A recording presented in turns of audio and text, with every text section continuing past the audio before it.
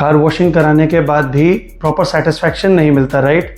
होता क्या है, कार वॉशिंग सेंटर्स प्राइस कम रखते हैं आपको सस्ता बेचने के चक्कर में, बट वो क्वालिटी कॉम्प्रोमाइज करते हैं जो एक्चुअल स्टेप्स रिक्वायर्ड होते हैं एक अच्छे आउटकम के लिए। आइए देखते हैं ग्लॉस वॉश पे एक प्रीमियम वॉश के बाद आप कैसा आउटकम अपनी कार के लिए एक्सपेक्ट कर सकते हैं।